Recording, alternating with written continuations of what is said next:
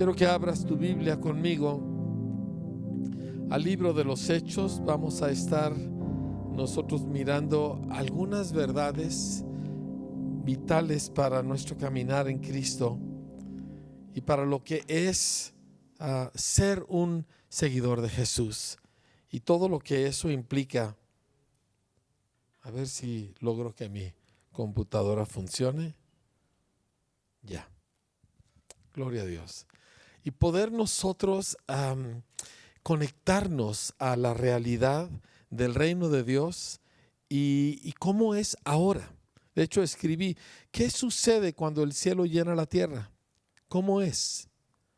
¿Cómo es ahora? ¿Cómo es en este tiempo? La semana pasada vimos algo acerca de lo que será cuando llegue a su punto de cumplimiento total el reino de Dios, cuando al final de Apocalipsis, ¿verdad? Todos los enemigos de Dios son eliminados y vemos nosotros que el reino de Dios se establece en la tierra.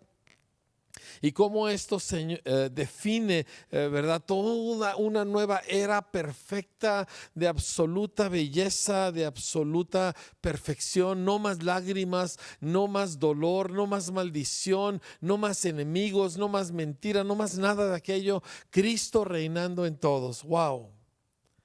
Así es así es la realidad cuando el cielo y la tierra están conectados. Por eso en Génesis, cuando leemos Génesis 1 y 2, vemos que cuando el cielo y la tierra se unieron, el resultado fue el paraíso. De hecho, una y otra vez decía, y vio Dios que todo era bueno, y que era bueno en gran manera, y no había nada malo ni oscuro en aquello. Ahora, esa unión no vino como resultado de alguna especie de rayo que Dios envió, sino vino por la conexión que Dios forja con un ser que es al mismo tiempo terrenal, porque tenía un cuerpo físico, pero también es celestial, porque el aliento de Dios estaba adentro de él. Adán era carne y era espíritu, era de la tierra, pero también era del cielo, y en él se hizo la unión. En él estaba la conexión.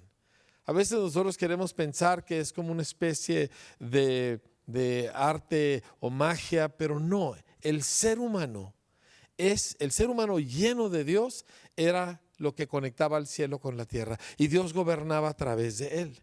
Pero nosotros también sabemos que un día Él se quiso zafar del gobierno de Dios. Él quiso establecer su propio gobierno independiente de Dios. Y cuando Él hizo eso, cayó. Y la tierra cayó con Él. Y vino a estar bajo maldición, bajo el dominio del maligno por mucho, mucho, mucho tiempo. Entró la muerte, entró la enfermedad, entró la violencia, entró mil y una cosas terribles a la tierra el día que el hombre dejó de estar conectado al cielo, cuando dejó de estar lleno del Espíritu Santo de Dios. Pero todo este tiempo Dios iba preparando. Se lo dijo de hecho a la serpiente, dijo, la simiente de la mujer va a aplastar tu cabeza. Estaba hablando de Jesús. Cuando Dios mismo iba a hacerse hombre, Él sería el último Adán. Él sería el sacerdote perfecto, Melquisedec. Él sería el Cordero de Dios que quita el pecado del mundo. Él sería el Mesías. Él sería el que vendría a restablecer todas las cosas y a volver a conectar el cielo con la tierra. Cuando Jesús aparece en la escena, Él anuncia el reino de Dios, pero el reino de Dios estaba en Él. Y como Él era de la tierra, porque nació en cuerpo físico, Él tenía derecho de estar en la tierra. Pero como Él estaba lleno del Espíritu de Dios, Él podía hacer las obras de Dios. Y el cielo y la tierra se unen de nuevo en la persona de Jesús. Y qué cosa tan extraordinaria. Lee uno los 4 evangelios y te asombras continuamente, pero es porque estaba nuevamente la conexión. Ahora, Jesús vino a la tierra anunciando el reino, pero vino para morir. Vino para cargar en su propia persona, en su propio cuerpo, la culpa de todos nosotros y luego darle muerte. Y cuando Jesús muere, el pecado muere, la maldición muere, todo el decreto que está en contra nuestra muere. En la cruz se quita todo lo que estorbaba, todo lo que impedía que nosotros tuviéramos acceso al cielo. Y cuando Jesús resucitó y cuando Él asciende al cielo, Él entonces hace algo muy extraordinario, y eso es lo que vemos aquí en el libro de los Hechos. Le dijo a sus discípulos: no se vayan de Jerusalén, porque voy a enviar algo. Voy a enviarles aquello que va a volver a establecer la conexión entre el cielo y la tierra, pero ya no solo yo, sino también a través de ustedes. Y conocemos la historia, ¿verdad? Hechos capítulo 2. Están todos unánimes juntos, están orando, ¿verdad? Y viene el Espíritu Santo como un viento recio, llena toda la casa. Había aproximadamente unas 120 personas reunidas, ¿verdad? En el lugar donde estaban, que probablemente era algún área del templo, porque ahí se juntaban a orar, según Lucas 24.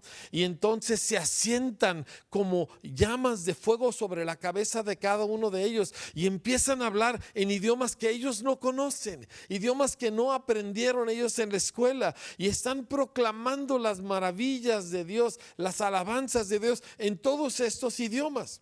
Y al mismo tiempo están reunidos en Jerusalén docenas de miles de judíos de todo el mundo, de todos los países, judíos que han hecho un viaje costoso y largo para estar en Jerusalén para la fiesta de Pentecostés. Y cuando oyen este estruendo, pues toda la multitud se viene hacia donde están los discípulos, asombrados de oírlos alabar a Dios en todos estos idiomas, 25 idiomas diferentes, y todos estos judíos que son de esos lugares están oyendo las alabanzas que están ellos diciendo en idiomas que no conocen. Y se asombran y preguntan: ¿qué significa esto? Están conscientes que están ante un fenómeno absolutamente inexplicable. Y ahí, en medio de todo esto, se levanta Pedro bajo una unción apostólica que le fue dada por Jesucristo mismo. Como representante del Señor se levanta Pedro. Pedro que era temeroso, Pedro que se acobardó, Pedro que había negado a Jesús, pero ahora está lleno de la unción del Espíritu Santo. Y la unción apostólica está operando en él. Es importante porque esto vamos a verlo un poquito más adelante. Entonces se levanta Pedro bajo esta unción apostólica y empieza a él anunciar: esto es lo que anunciaron los profetas. Este suceso, este fenómeno que ustedes están viendo, esta cosa tan extraordinaria, sobrenatural, es lo que anunció el profeta Joel de la venida del Espíritu Santo sobre toda carne. Esos judíos conocían este pasaje. Ellos esperaban este día. No sabían exactamente cómo iba a ser, pero ellos estaban expectantes de que sucediera el día cuando toda la raza humana volvería a estar llena del Dios de los cielos, del Espíritu mismo de Dios, y entonces nuevamente el cielo y la tierra estarían juntos. Y la vida eterna y la belleza de Dios y toda su bendición llenarían la tierra de nuevo. Ahora, Pedro pudo anunciar esto porque por primera vez, después de miles y miles de años, el Dios de los cielos, el Espíritu de Dios, Dios, el Espíritu Santo, estaba adentro de seres humanos. Dios adentro de seres humanos. Mire, yo sé que muchas veces gente dice no, y que Diosito, y que yo lo siento muy adentro, pero están hablando en maneras simbólicas, están hablando en palabras de inspiración. Pedro no estaba hablando así. Dios estaba adentro de esta gente y no se iba a salir, y la conexión estaba hecha y la autoridad apostólica estaba sobre él para anunciar este momento. Así que él entonces empieza a presentar a Jesús, y en el capítulo 2 del libro de los Hechos, versículo 22, él inicia su presentación. Varones israelitas, oigan estas palabras: Jesús Nazareno, varón aprobado por Dios entre ustedes. Y entonces él empieza a dar toda una enseñanza profética extraordinaria acerca de la persona de Jesús y de cómo él murió, pero que no permanecería muerto porque él resucitaría. Entonces anuncia cómo David mismo había profetizado que Jesús no podría permanecer muerto. Versículo 29, Pedro dice: varones hermanos, se les puede decir libremente del patriarca David, que murió y fue sepultado. Dice: pero siendo profeta y sabiendo que con juramento Dios le había jurado que de su descendencia levantaría al Cristo para que se sentase en su trono, viéndolo antes, habló de la resurrección de Cristo. Entonces cierra diciendo: a este Jesús resucitó Dios, de lo cual todos nosotros somos testigos. Así que, exaltado por la mano derecha de Dios y habiendo recibido del Padre la promesa del Espíritu Santo, ha derramado esto que ustedes ven y oyen.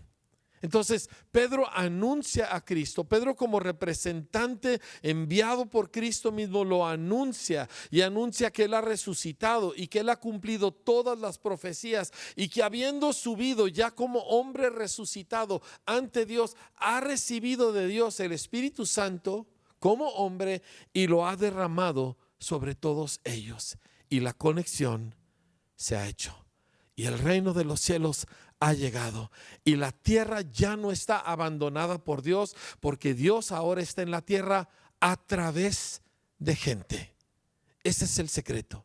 Es gente llena de Dios, es gente llena del Espíritu de Dios, como Dios vuelve al planeta Tierra. Y un día volverá él, Jesús, con sus millones de ángeles al planeta, visible a todos. Pero en este momento el reino de Dios es Dios gobernando a seres humanos que él ha llenado con su Espíritu, y luego Dios gobernando a través de esos seres humanos.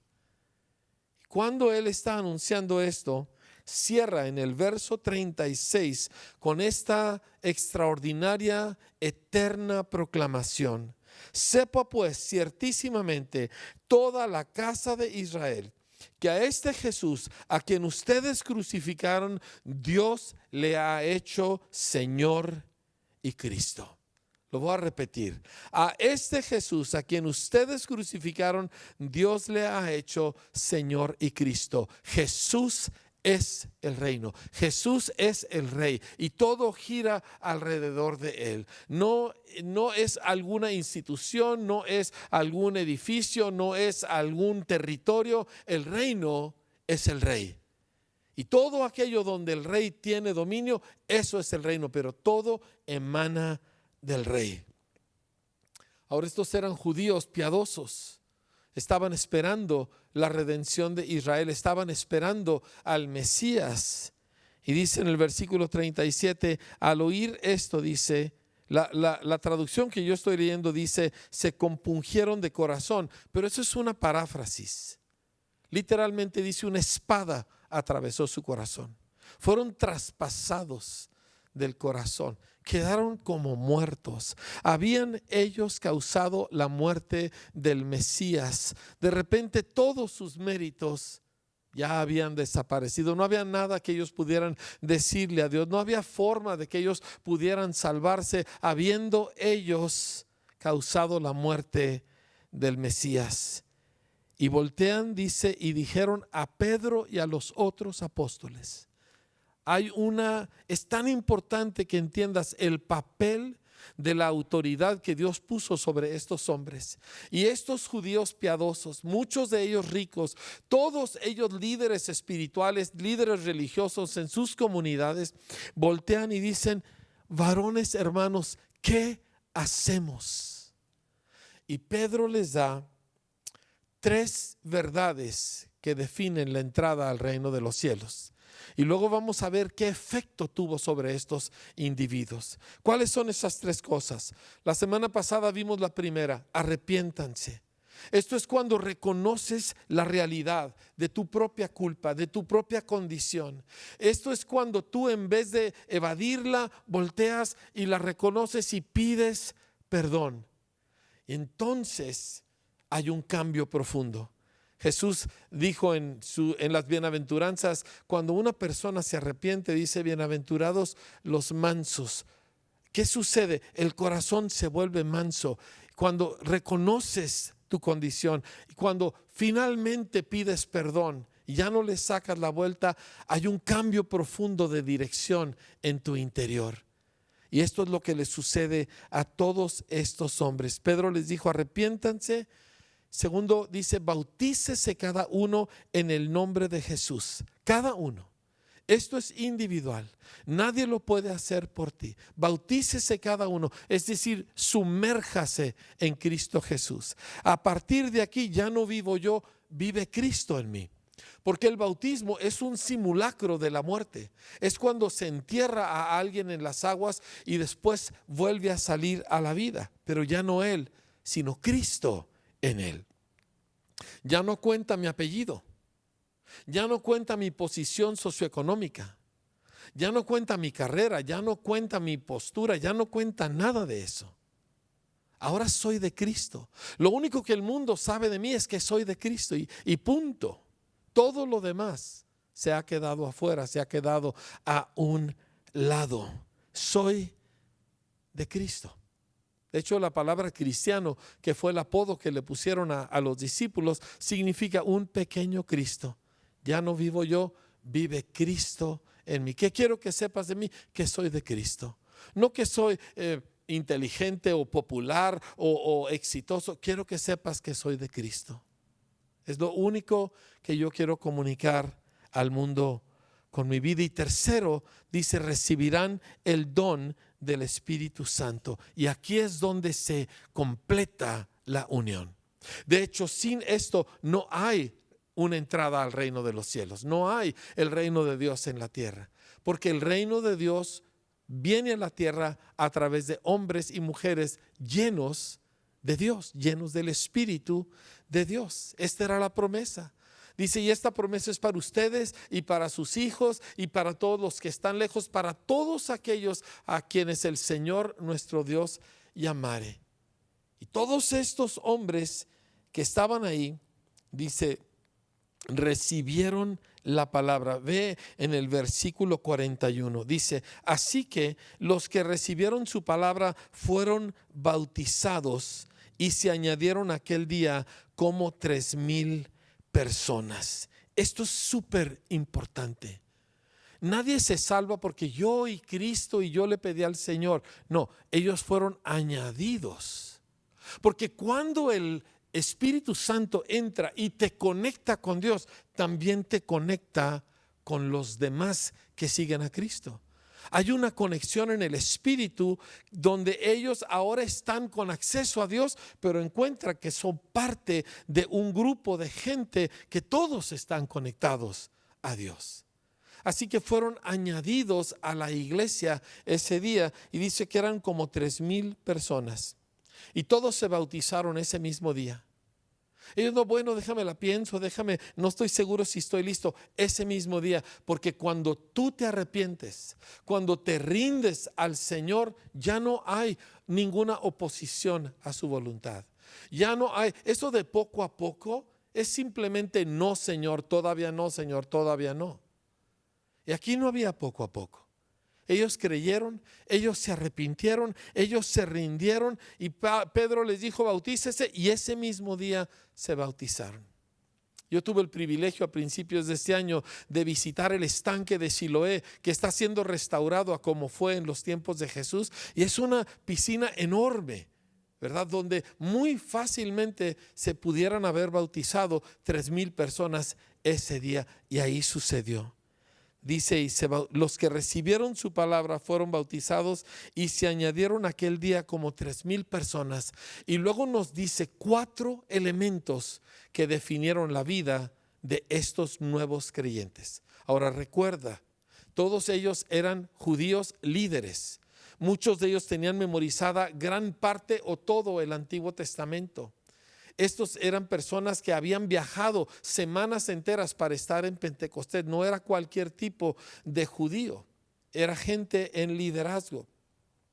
Pero dice, y se dedicaron a sí mismos a la instrucción de los apóstoles.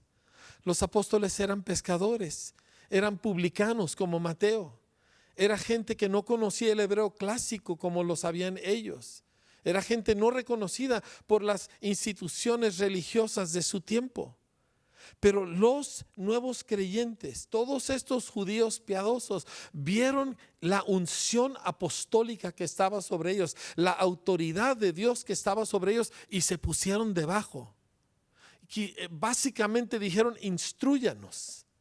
Ahora, no estamos hablando de una autoridad que se impone, como veremos en un momento.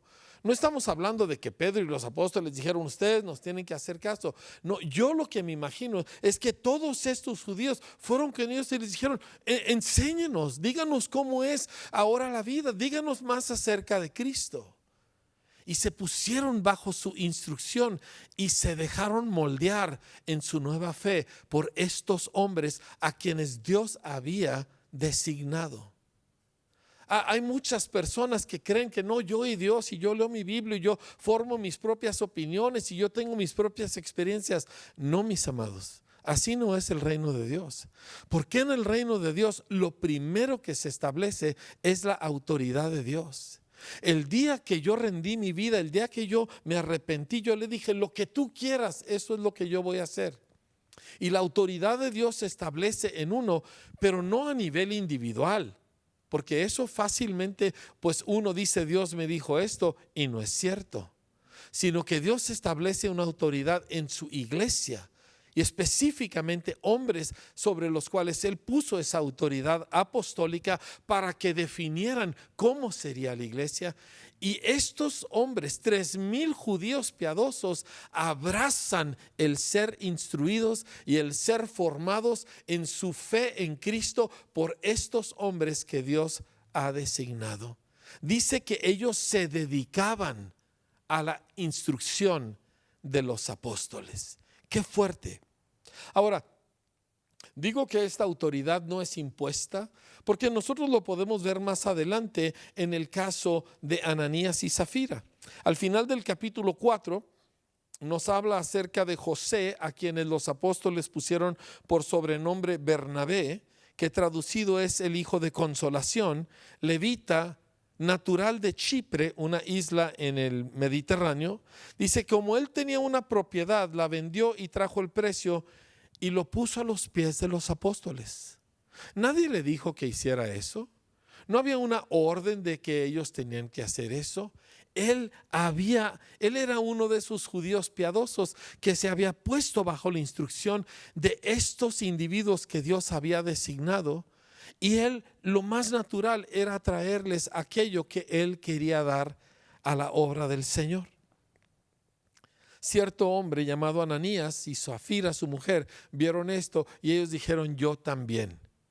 Cuidado con esa frase, yo también.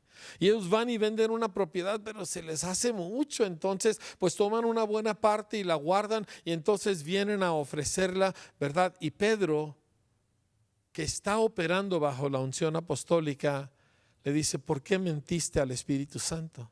Y escucha lo que le dice. Dice, la propiedad era tuya, no la tenías que vender, nadie te obligó a hacerlo. Y habiéndola vendido, el dinero era tuyo. Nadie te está diciendo que tú tienes que venir a darlo. ¿Por qué decidiste tratar de engañar a Dios? Y cae muerto Ananías y al poco tiempo cae muerta su mujer. No era por el dinero, era por la mentira. Era por la falsedad con la que ellos iban a contaminar el cuerpo de Cristo. Y entonces aquí vemos nosotros que entre los discípulos no había una especie de comunismo de que vamos a quitarle todo a todos y repartirlo parejo. No, eran los corazones bajo el gobierno de Dios que querían entregarse en todos los sentidos, pero era algo no hecho al azar, cada quien como quiere, sino bajo autoridad. Porque en el reino de Dios, autoridad es lo primero. Ahora, no es lo supremo, Lo supremo es el amor de Dios. Pero sin autoridad y sin la aceptación de autoridad no puede haber una experiencia del amor de Dios. No podemos nosotros experimentar ni vivir el amor de Dios. Volvemos nosotros al capítulo 2 y dice, perseveraban ellos, dice, en la instrucción de los apóstoles y luego en la comunión unos con otros. Es decir, se dedicaban a sí mismos a conectarse, a conocerse los unos a los otros. Acuérdate que era gente de todo el mundo. Y era gente de todos diferentes tipos de trasfondos, de diferentes opiniones, formas de vestir. Había hombres, había mujeres, y se dedicaron a conectarse los unos con los otros, a conocerse, a amarse, y perseveraron en ello. Porque con conectarnos y tener comunión entre seres humanos que todavía no somos perfectos, no siempre es fácil, pero perseveraban en ellos y luchaban por mantener la comunión entre unos y otros. Y empieza a haber afectos sobrenaturales. Esta semana que yo estaba estudiando y meditando sobre esto, el Señor me recuerda lo que sucedió entre Jonatán y David en Primera de Samuel. Cuando David mata a Goliat y sucede todo ese gran acontecimiento en Primera de Samuel capítulo 17, pero ya cuando termina todo aquello, en el inicio de Primera de Samuel 18 dice, aconteció que cuando David hubo acabado de hablar con Saúl, el alma de Jonatán quedó ligada con la de David, y lo amó Jonatán como a sí mismo, y le entrega su armadura y le da su manto y le da todo lo que puede, porque sus corazones fueron ligados por el Espíritu Santo. De hecho, Jonatán en efecto renunció a su propia herencia porque a él le tocaba heredar el trono para entregársela a David. Eso es lo que le pasó a los creyentes. Sus corazones fueron ligados en el amor de Dios y por eso daban sus cosas. Porque era más grande aquello que el derecho a tener esto, a tener aquello. Pero escucha bien, aunque el amor es supremo, autoridad es primero. Y si ellos no hubiesen abrazado la autoridad que Dios había puesto sobre los apóstoles, nunca hubieran experimentado la comunión los unos con los otros y lo demás que vendría. No puedes separar autoridad de amor en el reino de Dios. De hecho, Jesús claramente lo dijo. En Juan 14, Él dijo, si ustedes me aman, obedecerán mis mandamientos. No puedes decir yo amo y no obedezco. No puedes decir yo acepto el amor de Dios pero no la autoridad de Dios. Y tampoco puedes decir yo acepto la autoridad de Dios pero directa, porque Dios ha puesto autoridad sobre individuos. Ha puesto unción apostólica sobre ministros que Él ha designado para que ellos le den forma a la vida espiritual de los creyentes. Nosotros vemos que esto sucede con estos 12 apóstoles y después Dios levanta otros apóstoles, a un Pablo, a un Bernabé, levanta diferentes nombres en el Nuevo Testamento de hombres y mujeres que ejercían un apostolado. Y la iglesia abrazó esa autoridad y como resultado creció y maduró y fueron cada vez más y más llena del Espíritu Santo y cada vez más y más llena del amor de Dios, porque autoridad es primero y amor es supremo. Y estos dos elementos forjan a la iglesia de Dios. Me impacta esta dinámica de estos individuos. Primero su corazón se rinde ante el Señor, no pone más oposición. ¿Me quieres que me bautice? Ahorita mismo me bautizo. Y yo todo lo que sé de la Biblia, yo no sé nada, enséñenme, por favor, instrúyanme, díganme si lo estoy haciendo bien o lo estoy haciendo mal. Y cuando el corazón se enternece así bajo la autoridad de lo que Dios ha establecido, entonces el amor de Dios puede fluir. La razón por la cual a menudo no hay comunión en las iglesias es porque los corazones no se han doblegado ante la autoridad que Dios ha establecido. Pero cuando eso sucede, el amor empieza a manifestarse y el mundo voltea y ve, Dios está ahí. Jesús es real. Porque recuerda, La manifestación increíble del reino de Dios que veremos nosotros al final de la historia, esa todavía no sucede. Ahorita el reino de Dios está aquí en hombres y mujeres llenos del Espíritu mismo de Dios. Y como resultado, el mundo ve a Jesús. Jesús así lo dijo. Ustedes, dice, son uno, ustedes caminan en este amor, ustedes perseveran en la comunión unos con otros porque están bajo mi autoridad, y el mundo va a saber Jesús es real. Jesús, a final de cuentas, es el centro de todas las cosas. Él es la razón de todo. Él es Melquisedec el sacerdote, Él es el Cordero de Dios, Él es el Salvador del mundo, Él es el Mesías, Él es el Rey. El reino es Jesús. Él le dijo a sus discípulos: ustedes conocen al Espíritu Santo porque vive con ustedes, porque estaba en Él, pero dice, y estará en ustedes. Estará en ustedes. Todo esto es lo que Jesús hace. Yo estaba pensando, y para cerrar todo esto, Jesús es central y mi respuesta a Él lo define todo. Mi respuesta a lo que Él ha dicho, a lo que Él ha establecido, define todo. Yo pienso que quizá tú estás aquí deseando a Cristo, deseando, yo quiero a Jesús. Yo me doy cuenta que Él es real. Y mi pregunta para ti hoy es: ¿tú crees en Jesús? Y mi segunda pregunta es: ¿lo seguirás? Porque la evidencia de que crees en Cristo es que sigues a Jesús. Y tú puedes seguirlo el día de hoy. Tú puedes venir y arrepentirte, reconocer tu condición espiritual, pedir perdón, recibir a Cristo y empezar a seguirlo. Y en ese momento el Espíritu de Dios vendrá a tu vida y te hará renacer y te introducirá a su reino. Y a partir de ahí, Dios envía ministros y personas que formarán tu vida espiritual para que tú reflejes a Cristo y tú puedas caminar conectado con lo que Él ha formado aquí en la tierra, que es la comunidad de creyentes llamada la iglesia. Así que quiero ayudarte dirigiéndote en una sencilla oración para que tú hoy rindas tu vida a Jesús. Cierra tus ojos conmigo y dile: Señor Jesús, me arrepiento. He vivido mi vida a mi manera, dándote la espalda, haciendo mi voluntad. Y me encuentro muy mal, Señor, en muy malas condiciones y lleno de culpa. Perdóname, Señor. Tú fuiste a la cruz, tomaste mi pecado, muriste en mi lugar, Señor. Y yo te pido, Señor, que hoy con esa sangre que derramaste me limpies de todo mi pecado.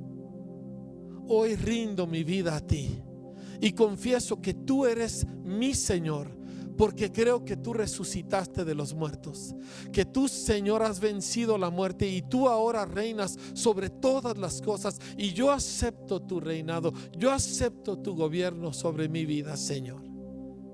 Yo confieso con mis labios que tú eres mi Señor, y a partir de este día te seguiré, Señor, en todo lo que tú quieres, en todo lo que tú dices, para que mi vida, Señor, esté siempre unida y te glorifique a ti.